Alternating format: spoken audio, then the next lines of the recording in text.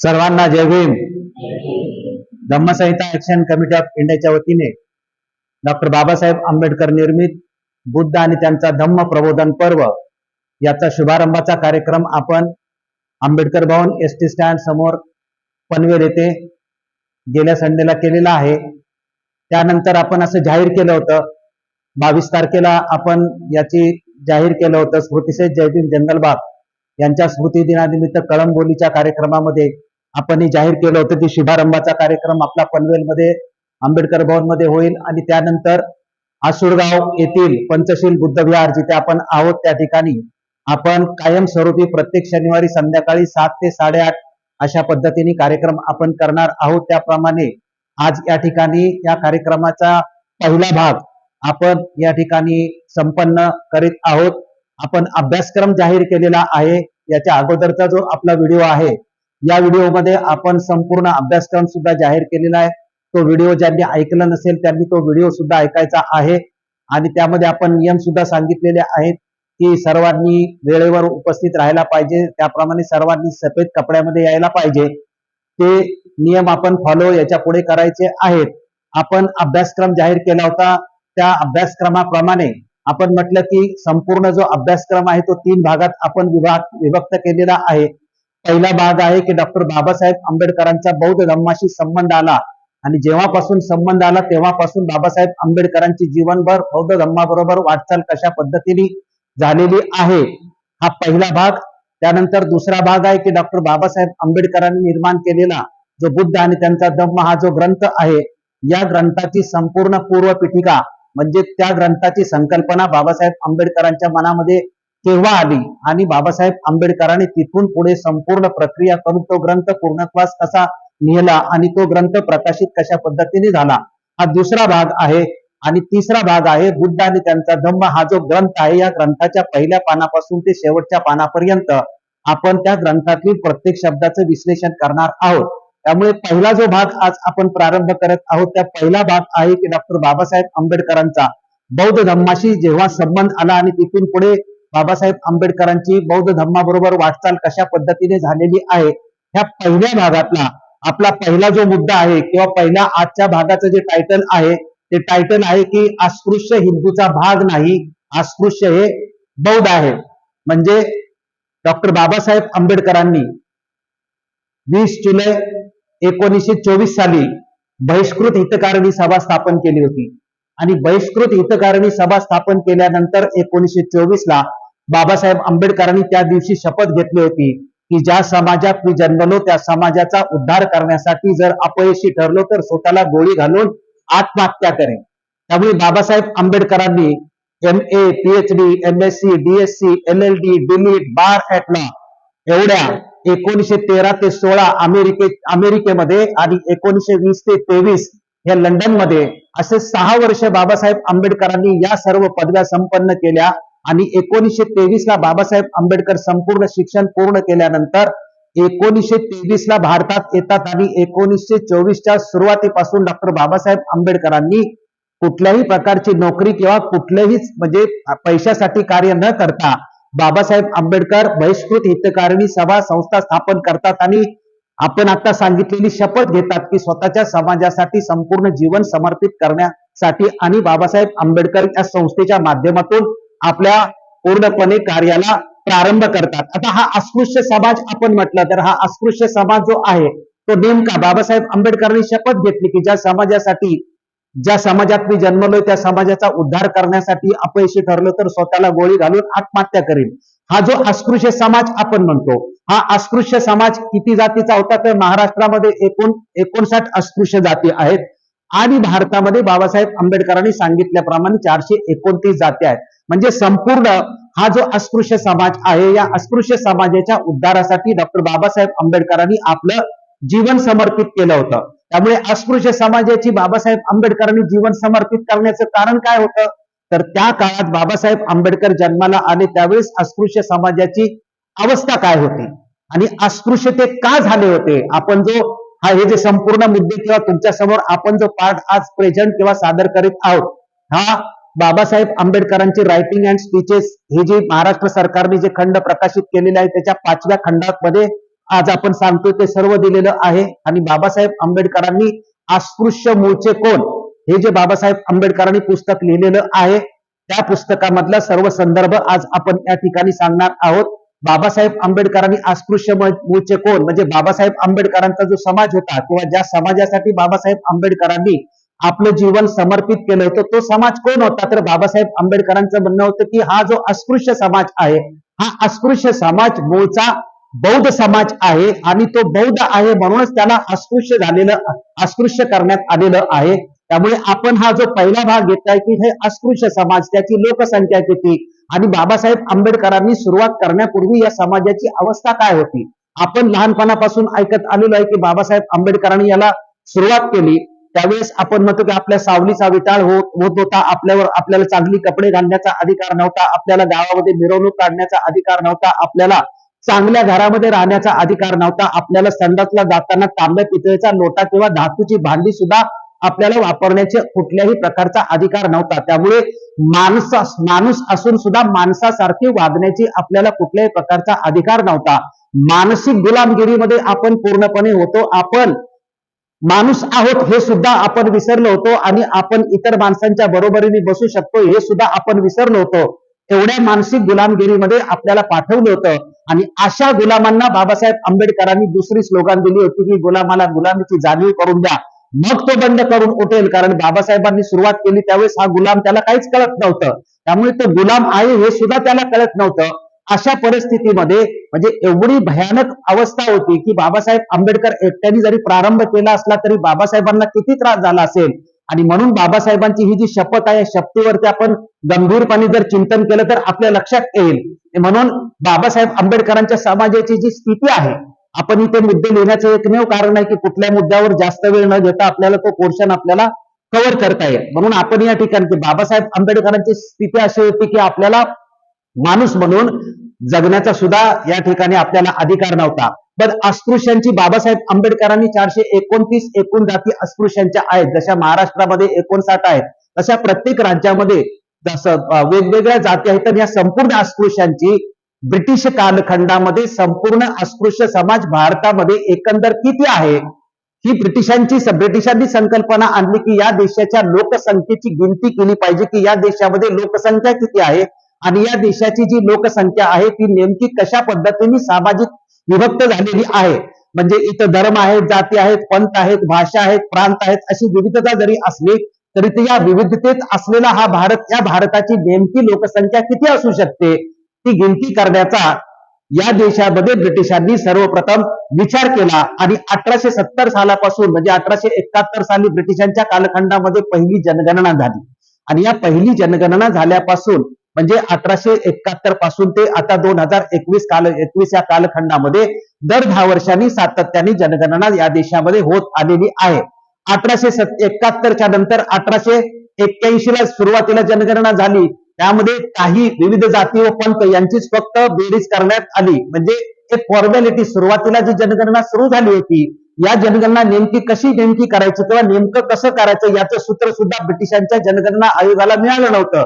त्यामुळे सुरुवातीला फक्त काही जाती आणि काही पंथांची मिळून यादी करण्यात आली. 91 साली जात आणि वंश यांच्या श्रेणी पाडून या लोकांनी ब्रिटिश कालखंडामध्ये जनगणना केली होती. 1901 साली सामाजिक प्राधान्य म्हणजे समाजामध्ये प्राधान्याने वरच्या जाती खालच्या जाती किंवा जे त्यांना वर्गवारी दिसत होती त्या वर्गवारीचं 1901 सालामध्ये त्यांनी जनगणना आयोगाने जनगणना केली. परंतु जनगणना आयोग किंवा ब्रिटिश लोकांना सुद्धा समाधान वाटत नव्हतं की नेमकं या देशाचं जे वैविध्य आहे किंवा जाती धर्म पंथ आहेत याची नेमकी गिनती कशा पद्धतीने करायला पाहिजे.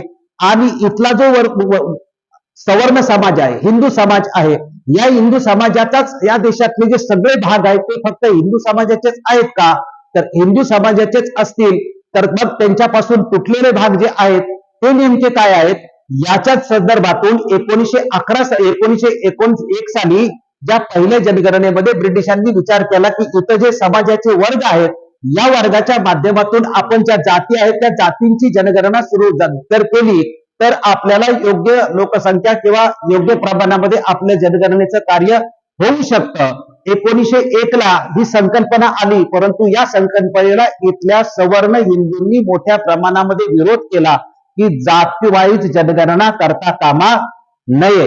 त्यामुळे 1910 सालापर्यंत ज्या जनगणना झाल्या त्या साधारणपणे त्यांची तीनच टायटल होते, मुस्लिम, हिंदू आणि ख्रिश्चन. या तीनच धर्माची मोठ्या प्रमाणामध्ये जनगणना झाली आणि त्याच्या अंतर्गत काही पंथ किंवा जाती असे जे मोठे मोठे होते तेवढी जनगणना झाली.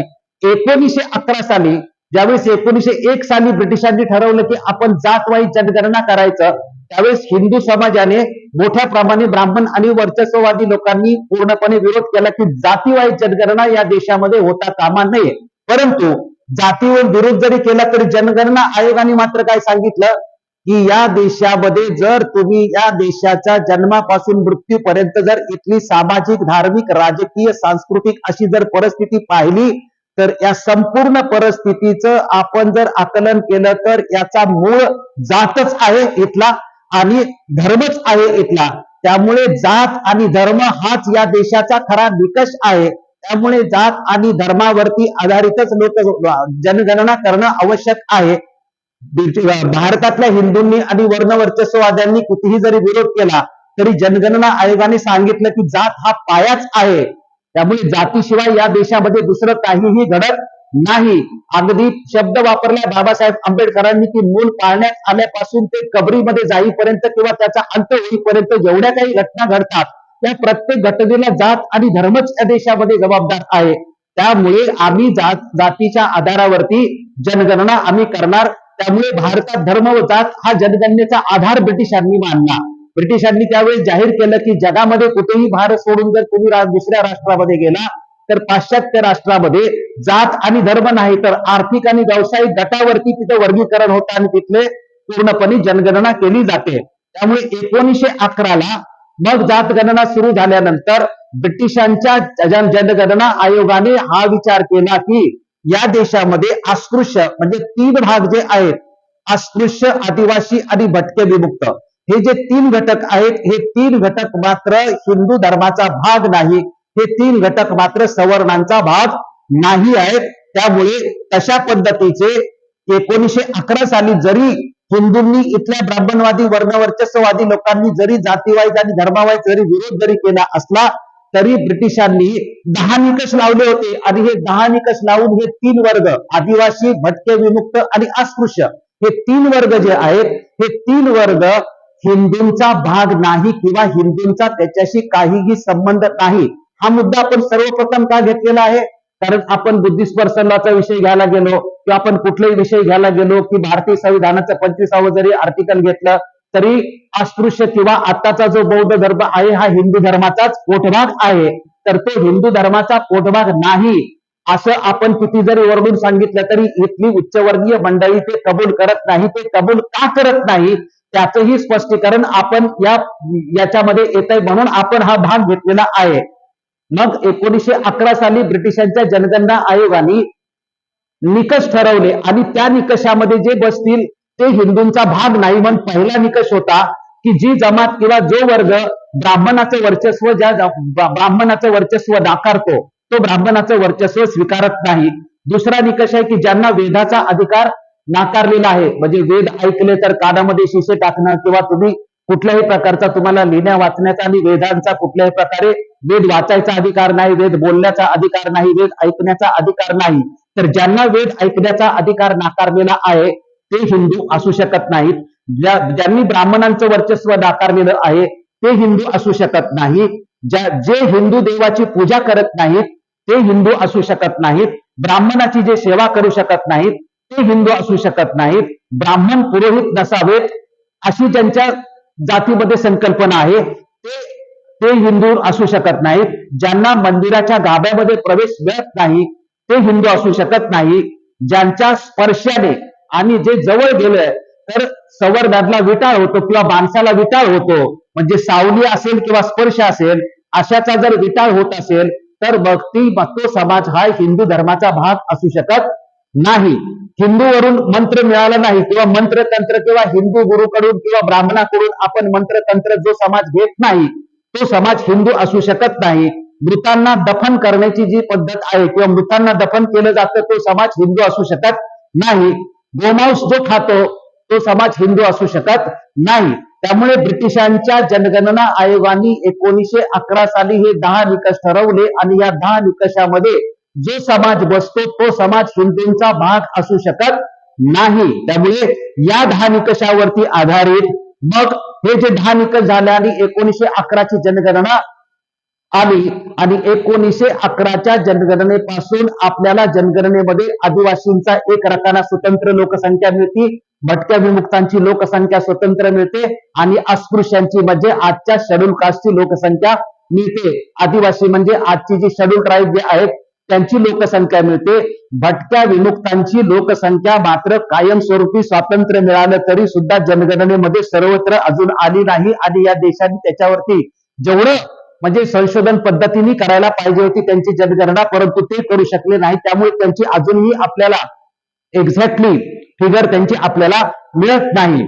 अस्पृश्यांना हिंदू पासून वेगळे करण्याचा हे 10 निकष नेमल्यानंतर ब्रिटिशांनी हा निर्णय घेतल्यानंतर हिंदूंनी किती विरोध केला तरी हिंदूंचा विरोध ऐकला नाही आणि ब्रिटिशांनी ही जनगणना 1911 सालापासून सुरू केल्यानंतर अस्पृश्यांना हिंदू पासून वेगळे करण्याचा आग्रह त्या कालखंडामध्ये मुस्लिम संघटनांनी ब्रिटिशांच्याकडे घेतलेला आहे. कारण त्यावेळेस हिंदू आणि मुसलमान असे जे दोन धर्म होते आणि या दोन धर्माची कमी जास्त प्रमाणामध्ये लोकसंख्या होती.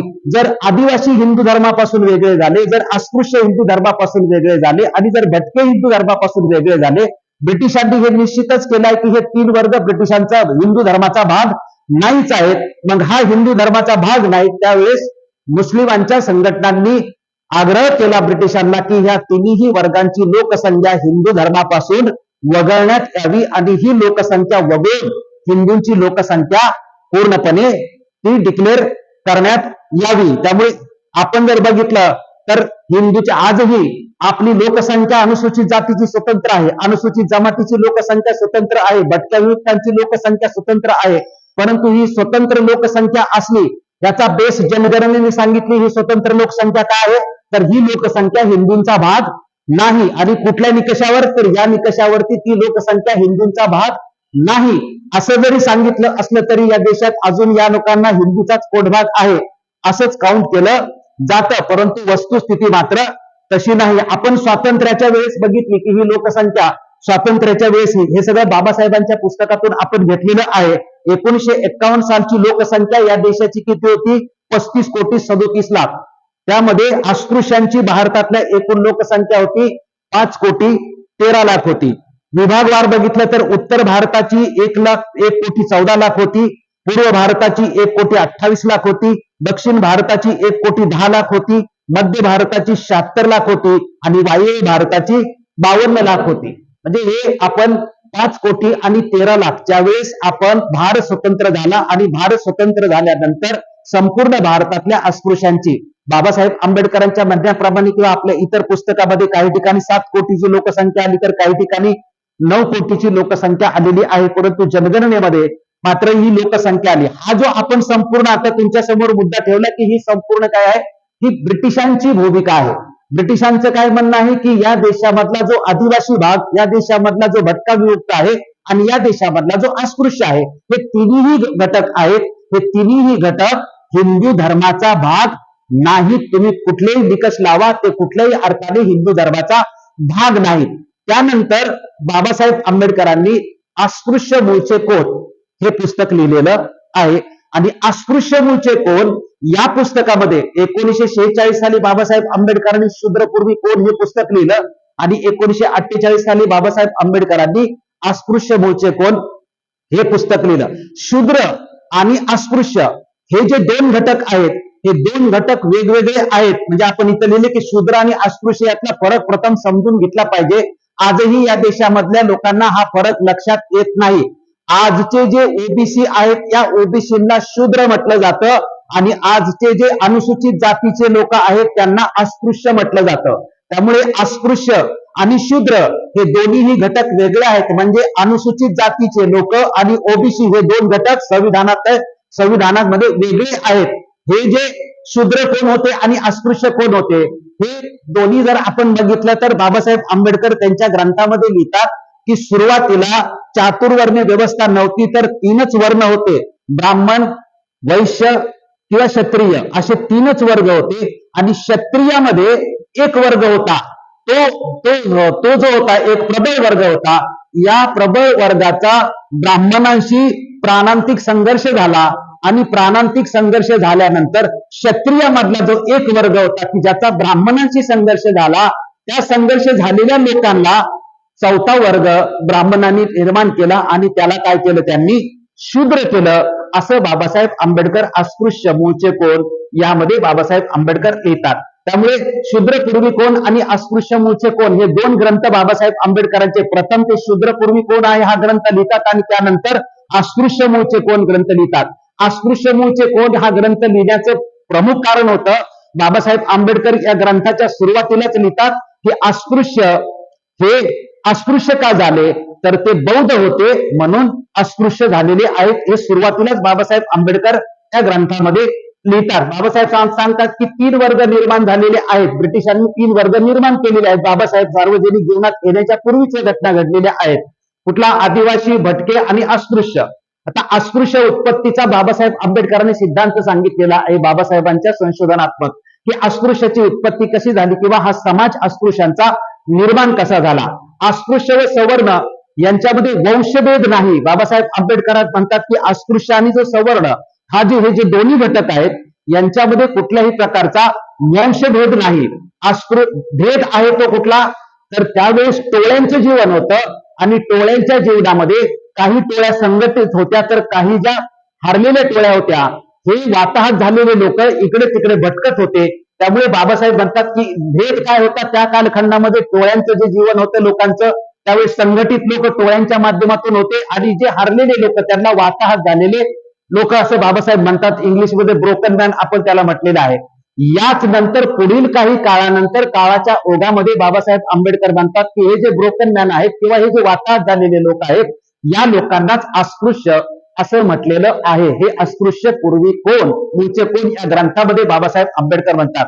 बाबासाहेब म्हणतात की जसा वंशभेद नाही तसाच अस्पृश्यतेला कुठल्याही उद्योगाचा आधार नाही. म्हणजे अस्पृश्याला जगण्यासाठी कुठला उद्योग किंवा कुठल्याही प्रकारचं काहीही आधार नाही. अस्पृश्याचा उगम कसा झाला याची 2 कारणे बाबासाहेब आंबेडकर सांगतात. की अस्पृश्याच्या उगमाची 2 कारणे सांगतात. की बाबासाहेब म्हणतात की ब्राह्मण बौद्ध धर्माप्रमाणेच वाताहतांचा तिरस्कार करतात. म्हणजे ब्राह्मण हे कायमस्वरूपी बौद्धांचा तिरस्कारच करतात आणि त्यानंतर ते वाताहत लोकांचाही तशाच पद्धतीने तिरस्कार करतात. वाताहतांनी गोमांस भक्षण सुरू केलं. म्हणजे ब्राह्मण सुरुवातीला बाबासाहेब आंबेडकर सांगतात, तुम्ही वेदांचा पूर्णपणे अभ्यास केला तर ब्राह्मण हे गोमांस खात होते, परंतु त्या लोकांनी बंद केलं आणि गोमांस खाण्याचं जरी बंद केलं तरी या वाताहत लोकांनी गोमांस खाण्याचं सुरूच ठेवलं. त्यामुळे त्यांना अस्पृश्य करण्यात आलं. हे 2 सिद्धांत बाबासाहेब सांगतात की अस्पृश्य निर्मितीचे हे 2 सिद्धांत आहे. चांडाळ हा शब्द येतो, अस्पृश्य आणि चांडाळ. अस्पृश्य आणि चांडाळ हे 2 वेगळे घटक आहेत. आपण चांडाळ हा शब्द चांडाळीनी किंवा चांडाळ असा जो शब्द वापरतो तर अस्पृश्य वेगळे आहेत आणि चांडाळ वेगळे आहेत. अस्पृश्य समाज निर्माण होण्यापूर्वी 400 वर्ष चांडाळ हा समाज निर्माण झाला होता. ते चांडाळ धर्मसूत्राच्या काळात चांडाळाची निर्मिती झाली होती आणि अस्पृश्य चांडाळानंतर 400 वर्षांनी निर्माण झालेला आहेत असे डॉक्टर बाबासाहेब आंबेडकरांनी म्हटलेलं आहे. तर बाबासाहेब आंबेडकर म्हणतात की 1870 ते 1911 धर्मवार लोकसंख्या होती. म्हणजे 1870 सालापासूनची जनगणना झाली हे बाबासाहेब आंबेडकरांच्या पुस्तकातला आता मी तुम्हाला सांगतोय आणि हे ब्रिटिशांच्या जनगणना आयोगाचा इतिहास याच्यातला भाग तुम्हाला सांगतो. इथे बाबासाहेब म्हणतात की 1870 पासून जी जनगणना सुरू झाली ती 1911 पर्यंत फक्त हिंदू, मुस्लिम आणि ख्रिश्चन या 3च टायटल खाली ही जनगणना प्रामुख्याने होत होती. 1911 मध्ये हिंदूंचं विभाजन झालं बाबासाहेब आंबेडकर म्हणतात. हे मी तुम्हाला का समजावून सांगतोय, तर बाबासाहेब आंबेडकरांनी सार्वजनिक जीवनात येण्यापूर्वीच अस्पृश्य हे किंवा बाबासाहेबांचा समाज हा हिंदू धर्माचा भाग नाही हे ब्रिटिशांनी अधिकृतपणे जाहीर केलं होतं. आपण हिंदू कोड बिल किंवा आपण ज्यावेळेस बुद्धिस्ट पर्सनलला होतो किंवा संविधानामध्ये आपल्याला हिंदू धर्माचा पोटभाग म्हणून टाकलेलं आहे. ही कन्सेप्ट आपली सुरुवातीलाच याच्यामध्ये काय होते, क्लिअर होते की हे लोकांनी का, अजून तुम्हाला त्या प्रश्नाचं उत्तर आलेलं नाही की का, तर 3 हे आदिवासी, भटके आणि अस्पृश्य या त्यांचं 3 भागामध्ये विभागणी केलेली आहे. इथे बाबासाहेब आंबेडकर म्हणतात की ब्रिटिशांनी आदिवासी, भटके आणि अस्पृश्य हे जे तीन घटक आहेत, हे तीन घटक हिंदू पासून वेगळे आहेत. असे वेगळे करण्याचं कारण काय, हा प्रश्न बाबासाहेब आंबेडकर त्यांच्या पुस्तकात निर्माण करतात. आणि या प्रश्नाचं आपल्याला उत्तर माहिती असण्याची आवश्यकता आहे की ब्रिटिशांना एवढं काय घेणं देणं आलेलं आहे की हिंदूंच्या लोकसंख्येमधला हा भाग वेगळा करा, तो भाग वेगळा करा, तो भाग वेगळा करा, त्यांच्या त्या भागाशी त्यांचा काहीही संबंध नाही. ब्रिटिशांना त्यांचं काय घेणं देणं आलं आहे. बाबासाहेब आंबेडकर तिथे सांगतात की जो मुस्लिम समाज होता, म्हणजे बाटो आपण म्हणतो डिवाइड अँड रूल, त्या दृष्टिकोनातून असेल तरी बाबासाहेबांना या डिवाइड अँड रूल आणि या सिद्धांताचा बाबासाहेबांच्या चळवळीला फार मोठा फायदा झालेला आहे. आगा खान द्वारा, म्हणजे त्यावेळेचे मुस्लिम नेते आगा खान आणि त्यावेळेचा व्हाईसराय होता लॉर्ड मिंटो, या लॉर्ड मिंटोला आगा खानच्या नेतृत्वाखाली संपूर्ण मुस्लिम संघटना ब्रिटिशांना जाऊन भेटल्या होत्या आणि त्यांनी सांगितलं होतं की अस्पृश्यांची, आदिवासींची, भटक्या विमुक्तांची जी लोकसंख्या आहे ही हिंदूंच्या लोकसंख्येमधून कमी करण्यात यावी आणि हिंदूंच्या लोकसंख्येमधून जर अस्पृश्यांची किंवा ह्या तिन्ही घटकांची लोकसंख्या केली तर मग हिंदूंची आणि मुस्लिमांची लोकसंख्या जी आहे ही लोकसंख्या बरोबरीला येईल किंवा कमी जास्त प्रमाणात होईल. आणि आमचा गेल्या 400-500 वर्षाचा इतिहास आहे, साम्राज्यशाहीचा इतिहास आहे, त्यामुळे त्या सगळ्या गोष्टी विचारात घेऊन ब्रिटिशांनी राजकीय किंवा सगळ्या ज्या सुखसोयी किंवा मुस्लिमांचा मोठ्या प्रमाणात विचार करण्याची आवश्यकता आहे, अशा पद्धतीने सातत्याने मुस्लिमांचा आग्रह ब्रिटिशांच्याकडे होता. आता यामध्ये गंमत काय होते की जर हिंदूंची लोकसंख्या कमी झाली आणि हिंदूंची लोकसंख्या आपण बघितलं की 35 कोटीमध्ये 5.25 कोटी जर ही लोकसंख्या गेली तर 30 कोटी लोकसंख्या राहिली. 30 कोटी लोकसंख्येमध्ये हिंदू आहे, मुस्लिम आहे, ख्रिश्चन आहे, पारशी आहे, शीख आहेत, असे सगळे आहेत. मग या सगळ्या लोकसंख्येमध्ये पारशांची, ख्रिश्चनांची लोकसंख्या हिंदू मधून बाहेर काढावी लागणार. मुस्लिम संख्या, या लोकांना भीती काय होती की मुस्लिमांची जर संख्या, आणि मुस्लिमांचा तो दावा होता की आमची संख्या आणि आमची संख्या बरोबरीला होऊ शकते किंवा ही संख्या वजा केल्यानंतर आमची संख्या त्यामध्ये जाऊ शकते. दुसरी भीती काय होती, तर दुसरी भीती होती की हे जे तीन घटक आहेत, ह्या तीन घटकांना हिंदू संस्कृतीने नादलेलं आहे, हिंदू संस्कृतीने शोषित केलेलं आहे. हे तिन्हीच्या तिन्ही घटक मुस्लिम धर्मामध्ये येऊ शकतात. आणि बाबासाहेब आंबेडकरांनी धर्मांतराची भूमिका ही पहिल्यापासून जाहीर केली होती, तो आपण नंतरच्या पाठमध्ये बघणार आहोत. परंतु हिंदूंच्या लोकसंख्येमधून जर ही लोकसंख्या कमी झाली तर मुस्लिमांचं राज्य या देशामध्ये येईल आणि हिंदू गुलाम या देशामध्ये होऊ शकतील. ही या देशातल्या काँग्रेसला, या देशातल्या लोकांना भीती निर्माण झालेली होती. म्हणून हा चॅप्टर तुमच्या समोर आपण काढलेला आहे की बाबासाहेब आंबेडकर म्हणतात की कारण काय, आणि बाबासाहेब आंबेडकर म्हणतात की आगा खान द्वारा जे लॉर्ड मिंटो तिथला व्हाईसराय आहे त्याला आग्रह केला जातो की ही लोकसंख्या कमी करा आणि लोकसंख्या कमी केल्यानंतर दोन्ही हिंदू मुस्लिम लोकसंख्येची तुम्ही तुलना करा आणि तुलना केल्यानंतर आमच्या लोकसंख्येला विश्वासात घेऊन किंवा आमच्या लोकसंख्येचा विचार करून आम्हाला सगळ्या राजकारणातल्या किंवा सत्तेतली सगळी सूत्र आम्हाला सुद्धा ठेवण्याची आवश्यकता आहे. त्यामुळे हे जे बाबासाहेब आंबेडकरांनी परत हे इथं आपण जे 10 निकष दिले होते, हेच 10 निकष बाबासाहेब आंबेडकरांनी त्यांच्या पुस्तकामध्ये पण तशाच पद्धतीने दिले होते. हे 10 निकष एकट्या अस्पृश्यासाठी नाहीत किंवा हे 10 निकष एकट्या आदिवासीसाठी नाहीत, तर याच्यातले काही निकष, हा दुसरा निकष, 5वा निकष आणि 7वा निकष हा अस्पृश्यांसाठी आहे. म्हणजे आपला गुरु नव्हता, अस्पृश्यांचा गुरु नव्हता, अस्पृश्यामधलाच गुरु होता. अस्पृश्यांना मंदिरामध्ये जाण्याची परवानगी नव्हती आणि अस्पृश्यांच्या सावलीचा किंवा स्पर्शाचा सुद्धा विटाळ होत होता. जर स्पर्शाचा आणि सावलीचा विटाळ जर होत असेल तर मग हा तुमच्या धर्माचा भाग कसा काय असू शकतो. त्यामुळे हे जे निकष आहे हे निकष अतिशय महत्वाचे आहेत आणि हे निकष धरून ही जी लोकसंख्या काढली, ही लोकसंख्या हिंदूच्या लोकसंख्येमधून कमी झाली तर मग हिंदूमध्ये भीती निर्माण झाली होती. ही मोठी भीती होती हिंदूंना.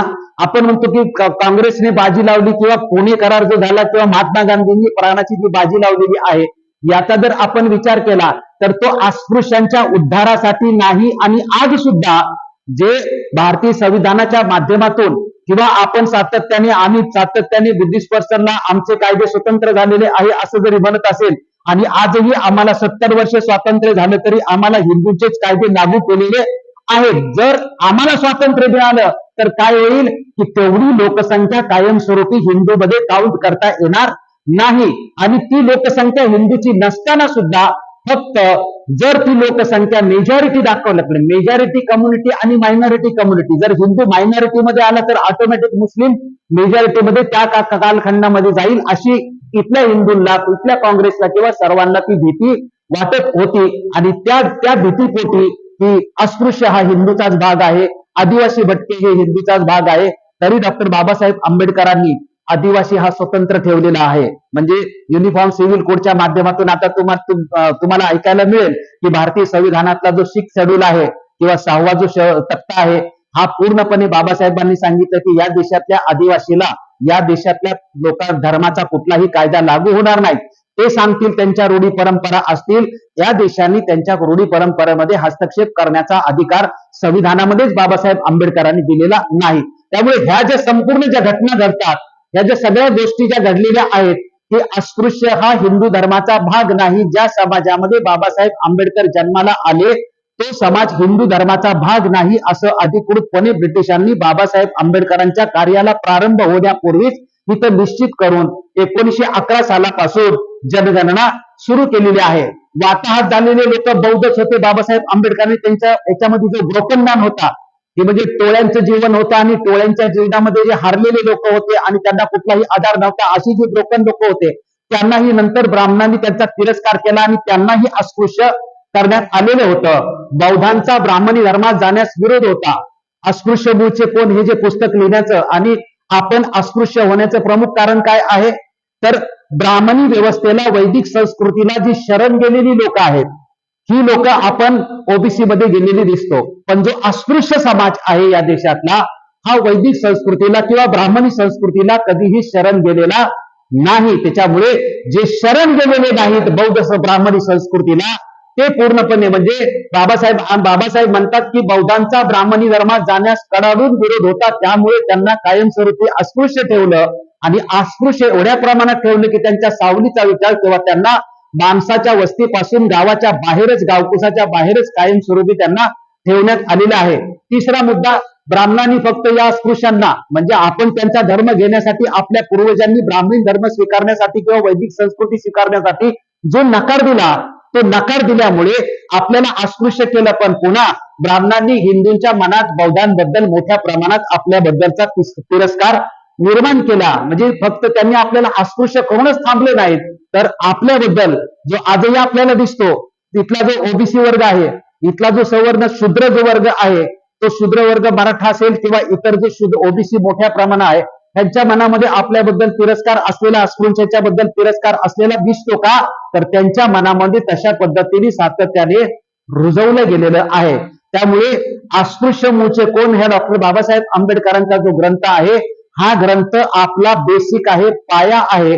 कारण आजही आपल्यातले सुशिक्षित लोक, आमच्यातले ऍडव्होकेट मंडळी सुद्धा, म्हणजे पेनमध्ये मी ऍडव्होकेट मंडळीशी बोलत होतो त्यावेळेस लोक असे पण म्हणतात की बाबासाहेब आंबेडकरांनी आपल्यासाठी स्वतंत्र कायदा बनवला नाही आणि आपल्याला हे हिंदूचेच कायदे लागू केले तर बाबासाहेबांचं काहीतरी उद्दिष्ट असेल, असं अजूनही म्हणजे अडाण्यासारखी लोक म्हणतात. असं जर असतं तर बाबासाहेबांनी 22 प्रतिज्ञामध्ये सांगितलं असतं का की म्हणजे अस्पृश्य किंवा बौद्ध धर्म हा हिंदू धर्माचा भाग नाही, किंवा बाबासाहेबांनी मग अस्पृश्य मूळचे पुस्तक लिहून एवढं संशोधन करून शूद्र नेमके कुठून आले, अस्पृश्य नेमके कुठून आले, एवढं संशोधन करून आपल्याला सांगून आपल्यासाठी पुस्तक लिहून ठेवलेलं आहे. हे पुस्तक बाबासाहेबांनी कशासाठी लिहून ठेवलेलं आहे? जर आपण आजचे सगळे शिकलेले लोक, विद्वान लोक जर म्हणत असेल की हा हिंदूचाच भाग म्हणून आपण राहूया किंवा अस्पृश्य हा हिंदूचाच भाग म्हणून आपण राहूया, तर सुरुवात बाबासाहेबांच्या अगोदर पासून हा हिंदूचा भाग नाही, हे इतकी प्रस्थापित संकल्पना असताना सुद्धा आपल्या समाजामध्ये या संदर्भामध्ये लोकांच्या मनामध्ये गोंधळ असतो, संभ्रम असतो. तर आपलं या आजच्या कार्यक्रमाच्या निमित्ताने हा पहिला आपला भाग या ठिकाणी आपण इथं संपन्न करीत आहोत. आणि तो भाग आपला एवढाच सांगायचा आहे की अस्पृश्य म्हणजे ज्या समाजामध्ये बाबासाहेब आंबेडकर जन्माला आले, तो समाज किंवा तो अस्पृश्य समाज हा हिंदू धर्माचा भाग नाही, असं ब्रिटिशांनी 1911 सालीच निकष ठरवून पूर्णपणे जाहीर केलेलं होतं. त्यानंतर बाबासाहेब आंबेडकरांची 1924 सालापासून कारकीर्द सुरू होते.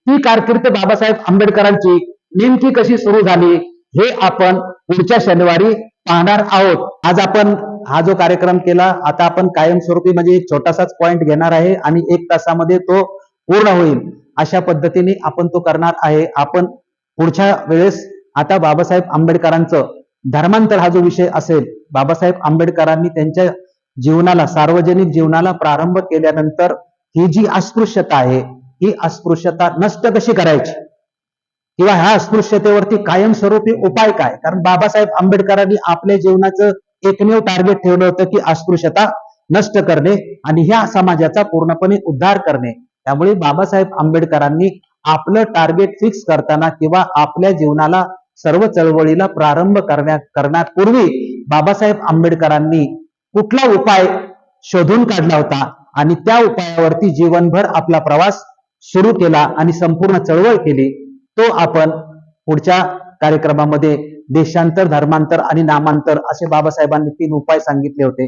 त्याचं स्पष्टीकरण आपण पुढच्या शनिवारी संध्याकाळी 7 ते 8:30. आपल्या सर्वांना विनंती आहे की आज जसे आपण सगळेजण वेळेवर आलेला आहात, तसंच इथून पुढच्या सर्व वर्गाला जर वेळेवर आला तर आपण एक टॉपिक घ्यायचा आणि तो संपूर्ण परिपूर्ण करून आपण 8:30 पर्यंत जी आपली टायमिंग आहे त्याच्या अगोदरच आपण कार्यक्रम संपू शकतो. डॉक्टर बाबासाहेब आंबेडकरांनी 1946 साली शूद्र पूर्वी कोण होते आणि 1948 साली अस्पृश्य मूळचे कोण ही 2 पुस्तकं लिहिली. या दोन्ही पुस्तकांचा संदर्भ आपण आपल्या आजच्या कार्यक्रमामध्ये दिलेला आहे. या पुस्तकातील अस्पृश्य मूळचे कोण या पुस्तकातील डॉक्टर बाबासाहेब आंबेडकरांचे संदर्भ आपण जसेच्या तसे या ठिकाणी वाचून दाखवणार आहोत. तेही प्रेक्षकांच्या माहितीसाठी असणं अतिशय आवश्यक आहे. महत्वाचे जेवढे संदर्भ आहेत तेवढेच फक्त संदर्भ आपण वाचून दाखवणार आहोत. तर पहिला संदर्भ की 3 वर्गांची निर्मिती कशी झाली. बाबासाहेब म्हणतात की शूद्रांशिवाय आदिवासी, भटके, विमुक्त अथवा गुन्हेगारी जाती आणि अस्पृश्य हे 3 वर्ग हिंदू संस्कृतीने निर्माण केलेले आहेत. त्याबद्दल बाबासाहेब आंबेडकर म्हणजे 1 जानेवारी 1948 रोजी अस्पृश्य मूळचे कोण या पुस्तकाला भूमिका बाबासाहेब लिहितात. त्यामध्ये सुरुवातच पुढील प्रमाणे बाबासाहेब आंबेडकर करतात. शूद्रपूर्वी कोण होते आणि त्यांना हिंदी आर्य समाजामध्ये 4थ्या क्रमांकाच्या वर्णाचे स्थान कसे प्राप्त झाले, या माझ्या 1946 मध्ये प्रसिद्ध झालेल्या प्रबंधाचाच हा ग्रंथ म्हणजे उत्तरार्ध होय. शूद्रांशिवाय हिंदू संस्कृतीने आणखी 3 सामाजिक वर्गांना जन्म दिला असून त्यांच्याकडे जेवढे लक्ष द्यावयास पाहिजे होते तेवढे देण्यात आलेले नाही. हे 3 वर्ग असे: 1. गुन्हेगार समजल्या जाणाऱ्या जमाती, यांची लोकसंख्या सुमारे 2 कोटीच्या जवळपास आहे. 2. आदिवासी जमाती, यांची लोकसंख्या अंदाजे 1.5 कोटीच्या जवळपास आहे. 3. अस्पृश्य मानलेल्या जाती, यांची लोकसंख्या अंदाजे 5 कोटी आहे. या जमातीचे अस्तित्व ही एक तिरस्करणीय बाब होऊन बसलेली आहे. जीवन निर्वाहाचे एकमेव साधन म्हणून केवळ दरोडेखोरांचा धंदा करण्याची शिकवण देऊन ज्या संस्कृतीने एक मोठा दरोडेखोरांचा लोकसमूह पैदा केला, आधुनिक सुधारलेल्या काळात ही जिने एक मोठा लोकसमूह रानटी अवस्थेत प्राचीन पशुतुल्य जीवन जगण्यासाठी मोकाट सोडून दिला आणि जिने तिसरा एक लोकसमूह असा करून ठेवला की ज्याच्याशी कोणताही मानवी व्यवहार शक्य होऊ नये आणि केवळ त्याच्या स्पर्शानेही मानव भ्रष्ट होऊन जावा, अशा संस्कृतीला काय म्हणता येऊ शकेल. दुसरा संदर्भ बाबासाहेब आंबेडकरांच्या अस्पृश्य मूळचे कोण या पुस्तकातील आगा खान यांच्या नेतृत्वाखाली व्हाईसरॉय लॉर्ड मिंटो यांना निवेदन सादर केले होते. त्या संदर्भात बाबासाहेबांनी दिलेला संदर्भ आपण या ठिकाणी देत आहोत. बाबासाहेब म्हणतात की पहिल्या प्रश्नांचे उत्तर म्हणजे 1909 साली आगा खान यांच्या नेतृत्वाखाली तेव्हाचे व्हाईसरॉय लॉर्ड मिंटो यांना जे निवेदन दिले त्यामध्ये आपणाला आढळून येते की त्यामध्ये त्यांनी मुसलमानांसाठी विधानसभेत, मंत्रिमंडळात व सरकारी नोकऱ्यात स्वतंत्र आणि पुरेशा प्रतिनिधित्वाची मागणी केली होती. या निवेदन पत्रामध्ये पुढील उतारा आहे. हा उतारा आपण जसाची तसा देत आहोत. बाबासाहेब त्या लिहितात की 1901च्या जनगणनेनुसार भारतातील मुसलमानांची संख्या 6 कोटी 20 लाखांच्या वर असून ब्रिटिश भारताच्या संपूर्ण लोकसंख्येच्या ती 1/5 व 1/4 यांच्या दरम्यान आहे आणि वन्य जमाती व अन्य धर्मीय या नावाच्या सदराखाली नोंद करण्यात आलेल्या तसेच ज्यांचे ढोबळ मानाने हिंदू म्हणून वर्गीकरण करण्यात आले असले तरी वस्तुतः जे मुळीच हिंदू नाहीत अशा लोकांची संख्या हिंदूंच्या लोकसंख्येतून कमी केल्यास हिंदूच्या तुलनेत मुसलमानांच्या संख्येचं प्रमाण अधिकच मोठे ठरते. यामुळे आम्ही निवेदन सादर करू इच्छितो की ज्या जमातीची लोकसंख्या रशिया वगळता युरोपातील कोणत्याही प्रथम दर्जाच्या राष्ट्राच्या लोकसंख्येपेक्षा जास्त आहे, अशा जमातीबद्दल विस्तृत किंवा मर्यादित प्रतिनिधित्वाचा विचार अभिप्रेत असता राज्यातील एक महत्वाचा घटक म्हणून तिला योग्य व पुरेसे प्रतिनिधित्व मिळाले पाहिजे असा न्याय हक्क ती जमात सांगू शकते. हुजुरांच्या परवानगीने याही पुढे एक पाऊल टाकून आम्ही आग्रहपूर्वक विनंती करू इच्छितो की या देशातील लोकांना जे काही प्रत्यक्ष व अप्रत्यक्ष प्रतिनिधित्व मिळेल अथवा ज्या कार्यवाहीमुळे मुसलमानांच्या दर्जावर प्रभुत्वावर काही परिणाम होण्याची शक्यता असेल, त्यामध्ये मुसलमानांना मिळणारे प्रतिनिधित्व केवळ त्यांच्या लोकसंख्येच्या प्रमाणात मिळाल्यास पुरेसे ठरणार नाही, तर त्यांचे राजकीय महत्व, साम्राज्य रक्षणासाठी त्यांनी केलेले सहाय्य लक्षात घेऊन त्यांना प्रतिनिधित्व देण्यात यावे. तसेच देशात एका शतकापूर्वी या जमातीचे भारतामध्ये असलेले महत्वपूर्ण स्थान अजूनही या जमातीच्या विस्मरणात गेलेले नाही, तेही अशा प्रसंगी हुजूर बहादूर ध्यानात घेतील अशी आम्ही आशा बाळगतो. अशा पद्धतीचं हे निवेदन देण्यात आलेलं आहे. हे निवेदन दिल्यानंतर अस्पृश्यांना हिंदू पासून वेगळे करण्याचा मुस्लिमांनी सातत्याने आग्रह धरला होता. त्या संदर्भात बाबासाहेब आंबेडकर लिहितात की 27 जानेवारी 1910 रोजी सरकारच्या स्मारकात मुस्लिमांनी अस्पृश्यांना हिंदू पासून वेगळे करण्याचा आग्रह धरला होता, ज्यामध्ये त्यांनी असा दावा केला होता की देशाच्या राजकीय संस्थांमध्ये त्यांचे प्रतिनिधित्व स्पर्शयोग्य हिंदूंच्या लोकसंख्येच्या प्रमाणात असावे आणि संपूर्णपणे हिंदू नाहीत, कारण अस्पृश्य हिंदू नाहीत असे त्यांचे म्हणणे होते. 1911 ची जनगणना अस्पृश्यांच्या लोकसंख्येच्या निश्चितीची सुरुवात आहे. 1921 व 31च्या जनगणनेतही त्याच दिशेने प्रयत्न सुरू राहिले. या प्रयत्नांचा परिणाम म्हणून 1930 मध्ये भारतात आलेला सायमन कमिशन काही प्रमाणात खात्रीने सांगू शकला की ब्रिटिश भारतातील अस्पृश्यांची एकूण लोकसंख्या 44.5 दशलक्ष होती. तथापि अचानक 1932 मध्ये जेव्हा लोथियन सुधारित कायदे मंडळांना मताधिकार देण्याच्या प्रश्नांची चौकशी करण्यासाठी भारतात आला आणि त्याची चौकशी सुरू केली, तेव्हा हिंदूंनी आव्हानात्मक मूड स्वीकारला आणि सायमन समितीने दिलेली आकृतीबंध स्वीकारण्यास नकार दिला. भारतातील अस्पृश्यांची खरी आकृती म्हणून सायमन समितीने दिलेली ही खरी आकृती. काही प्रांतात हिंदूंनी अस्पृश्य नसल्याचे नाकारण्यापर्यंत मजल मारली. यांचे कारण म्हणजे अस्पृश्यांचे अस्तित्व मान्य करण्याचा धोका आतापर्यंत हिंदूंना कळला होता. याचा अर्थ असा होतो की हिंदूंनी उपभोगलेल्या प्रतिनिधित्वाचा काही भाग त्यांना अस्पृश्यांच्या हाती द्यावा लागेल. हा बाबासाहेब आंबेडकरांनी दिलेला संदर्भ आहे. आता याच संदर्भाला अनुसरून बाबासाहेब आंबेडकर म्हणतात की हिंदूमध्ये या निवेदनानंतर भीती निर्माण झाली. त्याबद्दल बाबासाहेब लिहितात की वरील तारांकित मजकुराला विशेष अर्थ आहे. मुसलमानांच्या लोकसंख्येची तुलना हिंदूंच्या लोकसंख्येशी करताना आदिवासी, वन्य जमाती आणि अस्पृश्यांची लोकसंख्या त्यांच्या लोकसंख्येतून कमी करावी हे सुचवण्याकरता तो मजकूर त्यांनी निवेदन पत्रामध्ये घातलेला आहे. 1910च्या जनगणना अधिकाऱ्यांनी जनगणनेच्या तक्त्यामध्ये हिंदूंचे वर्गीकरण दर्शवणारा नवीन रकाना का घातला, याचे कारण मुसलमानांच्या या विभक्त प्रतिनिधित्वांच्या मागणीमध्ये असून त्यांचा हा एक युक्तिवाद होता. ते काहीही असो, परंतु हिंदूंनी मात्र त्याचा अर्थ असाच घेतला होता. मुसलमानांसाठी स्वतंत्र व पुरेसे प्रतिनिधित्व मागणारे हे निवेदन पत्र 1909 साली लॉर्ड मिंटो यांना दिल्यानंतर थोड्याच दिवसांनी ही वर्गीकरणाची कारवाई सुद्धा सुरू झाली. हिंदूंना त्यात काळेबेरे असल्याचा संशय आला. जनगणना अधिकाऱ्यांनी म्हटले आहे, या चौकशीमुळे वातावरण अचानकच काहीसे गरम झाले, कारण हिंदू मुसलमानांमध्ये विधानसभेतील प्रतिनिधित्वाबद्दल दुर्दैवाने त्यावेळी परस्पर वाद सुरू होता आणि हिंदूंच्या लोकसंख्येतून काही वर्गांना वगळण्यात येईल व त्याच्या राजकीय महात्म्यावर त्याचा विपरीत परिणाम होईल अशी भीतीही काही हिंदूंनी व्यक्त केली होती. अशा प्रकारे हिंदूंना जी भीती वाटत होती त्याचा संदर्भ बाबासाहेब अशा पद्धतीने देतात. अहिंदू अथवा आदिवासी, वन्य जमाती आणि अस्पृश्य ठरवण्याचे जे निकष होते त्याबद्दल बाबासाहेब संदर्भ असे लिहितात की मजेची गोष्ट अशी की वर्गीकरणाच्या पद्धतीमध्ये जनगणना अधिकाऱ्यांनी असा बदल का घडवून आणला, हा प्रश्न दुसऱ्या प्रश्नापेक्षा कमी महत्वाचा आहे.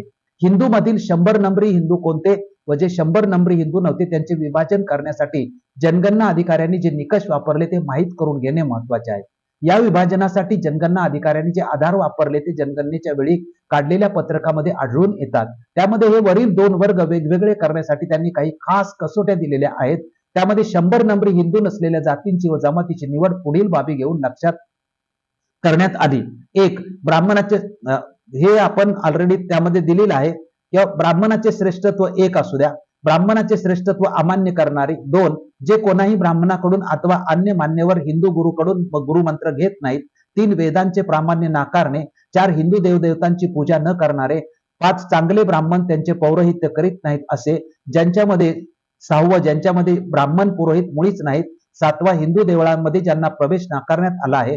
आठवा, ज्यांच्या स्पर्शामुळे किंवा काही ठराविक अंतराजवळ आल्यास विटाळ होतो. नऊ, ज्यांच्यामध्ये प्रेत पुरण्याची रूढी आहे. आणि 10, जे गोमांस खातात व गायीला पूज्य मानत नाहीत. या 10 कसोट्यापैकी काही हिंदूंना वन्य जमाती व आदिवासी यांच्यापासून वेगळे करतात, बाकीच्या हिंदूंना अस्पृश्यापासून वेगळे काढतात. अस्पृश्यांना हिंदूपासून वेगळे काढणाऱ्या कसोट्यापैकी 2, 5, 7 आणि 10 या क्रमांकाच्या आहेत. आपला संबंध मुख्यतः त्यांच्याशीच आहे. अधिक स्पष्टतेसाठी या कसोट्यांचे काही भारतामध्ये विभाजन करून त्यांचा वेगवेगळा विचार करणे अधिक चांगले होईल. या प्रकरणामध्ये केवळ 2, 5, 6, 7 क्रमांकाच्या कसोट्याचा उहापोह करतो. 2, 5 आणि 6व्या कसोटीनुसार जनगणना अधिकाऱ्यांना मिळालेली उत्तरे अशी की अस्पृश्य लोक ब्राह्मणाकडून गुरुमंत्र स्वीकारत नाहीत. अस्पृश्यांना श्रेष्ठ ब्राह्मणांची सेवा मुळीच उपलब्ध होत नाही. अस्पृश्यांनी त्यांच्यातील स्वतःच निर्माण केलेले उपाध्याय त्यांच्यामध्ये आहेत. या वस्तुस्थिती संबंधी सर्व प्रांतातील जनगणना अधिकाऱ्यांचे एकमत आहे. या 3 प्रश्नापैकी तिसरा प्रश्न अतिशय महत्वाचा आहे. दुर्दैवाने जनगणना अधिकाऱ्यांनी हे तितकेसे ध्यानी घेतले नाही, कारण चौकशी करीत असताना याच्या मुळाशी कोणते कारण असावेत याचा शोध घेण्यात ते अयशस्वी ठरले. अस्पृश्य लोक ब्राह्मणाकडून गुरुमंत्र का स्वीकारित नव्हते? अस्पृश्यांचे कौटुंबिक उपाध्याय म्हणून ब्राह्मण अस्पृश्यांची सेवा का करीत नव्हते? आपले स्वतःचे उपाध्याय असणेच अस्पृश्यांनी का पसंत केले? ही वस्तुस्थिती प्रत्यक्ष अस्तित्वात होती. या मुद्द्यापेक्षा हा त्यांच्या मागील का हा प्रश्न महत्वाचा आहे. वस्तुस्थितीतील या काचे उत्तर शोधून काढले पाहिजे, कारण अस्पृश्यतेच्या उगमाचा धागा दोरा त्याच्या मागे लपलेला आहे. शेवटचे 2 संदर्भ आहेत. वाताहत झालेले लोक बौद्ध होते म्हणून त्यांना अस्पृश्य केले याबद्दल बाबासाहेब लिहितात, जेव्हा अस्पृश्य लोक अस्पृश्य नव्हते तर केवळ वाताहत झालेले लोक होते. हे वाताहत झालेले लोक बौद्ध धर्मीय होते. ते बौद्ध धर्मीय असल्यामुळे ब्राह्मणांना पूज्य मानित नव्हते, त्यांना पौरोहित्याचे काम देत नव्हते आणि त्यांना अपवित्र समजत होते. दुसऱ्या बाजूने पाहता ते बौद्ध धर्मीय असल्यामुळे ब्राह्मणही त्यांचा द्वेष करीत होते आणि त्यांच्याबद्दल द्वेष व तिरस्काराचा प्रसार आपल्या प्रवचनातून करीत होते. याचा परिणाम असा झाला की या वाताहत झालेल्या लोकांना अस्पृश्य मानण्यात आले. हे वाताहत झालेले लोक बौद्ध धर्मीय होते याचा प्रत्यक्ष पुरावा आपल्याकडे उपलब्ध नाही. ज्या अर्थी या देशातील बहुसंख्य हिंदू बौद्ध धर्मीयच होते, त्या अर्थी अशा पुराव्याची वस्तुतः काहीच आवश्यकता नाही व यामुळे ते बौद्ध धर्मीय होते असे समजून चालण्यास काहीच हरकत नाही असे स्पष्ट बाबासाहेब आंबेडकर म्हणतात. बौद्धांचा ब्राह्मणी धर्मात जाण्यास विरोध असल्या कारणाने त्यांना अस्पृश्य केले. या मुद्द्याबद्दल बाबासाहेब लिहितात की हे वाताहत झालेले लोक बुद्ध धर्मीय असून जेव्हा ब्राह्मणी धर्माचा बुद्ध धर्मावर वरचष्मा झाला तेव्हाही ते ब्राह्मण धर्मात इतरांप्रमाणे सहजगत्या परत येण्यास नाखुश होते. हे जर आपण मान्य केले तर आपल्याला दोन्ही प्रश्नांचे स्पष्टीकरण मिळते. अस्पृश्य लोक ब्राह्मणांना अशुभ का मानतात? त्यांना आपले उपाध्याय का मानत नाहीत आणि आपल्या वस्तीमध्ये शिरण्यास त्यांची मनाई का करतात? यावरून उलगडा होतो. याशिवाय या वाताहत झालेल्या लोकांना अस्पृश्य का मानण्यात आले याचाही उलगडा यामुळे होतो. वाताहत झालेल्या या लोकांनी ब्राह्मणांचा तिरस्कार करण्याचे कारण म्हणजे ब्राह्मण बौद्ध धर्मीयांचे शत्रू होते आणि ब्राह्मणांनी या वाताहत झालेल्या लोकांवर अस्पृश्यता लादण्याचे कारण म्हणजे त्यांनी बौद्ध धर्म सोडला नाही. या अनुमानावरून असा निष्कर्ष निघतो की जे लोक बौद्ध होते त्यांच्याबद्दल ब्राह्मणांनी पसरवलेला द्वेष व तिरस्कार हे अस्पृश्यतेच्या उगमांच्या कारणापैकी एक कारण आहे. हे वाताहत झालेले लोक अस्पृश्य बनले याचे एकमेव कारण म्हणून बौद्ध ब्राह्मण यांच्यामधील द्वेष हेच आहे असे मानता येऊ शकेल काय? निश्चितच तसे करता येण्यासारखे नाही, कारण ब्राह्मणांनी बौद्ध धर्मीयाविरुद्ध केलेला तिरस्काराचा प्रचार सर्वच बौद्ध धर्मीयाविरुद्ध असून तो केवळ वाताहत झालेल्या लोकांविरुद्ध नव्हता. ज्या अर्थी केवळ वाताहत झालेल्या लोकांनाच अस्पृश्यता चिकटली त्या अर्थी केवळ या वाताहत झालेल्या लोकांनाच अस्पृश्यता चिकटून राहण्यास अन्य परिस्थितीही कारणीभूत झाली असली पाहिजे हे उघड आहे. ही परिस्थिती कोणती असावी याचा निर्णय घेण्याच्या दृष्टीने आपण या पुढील प्रयत्न केला पाहिजे असे बाबासाहेब स्पष्ट म्हणतात. अशा पद्धतीने हे जे संदर्भ आहेत हे महत्वाचे आहेत म्हणून आम्ही या ठिकाणी वाचून दाखवलेले आहेत.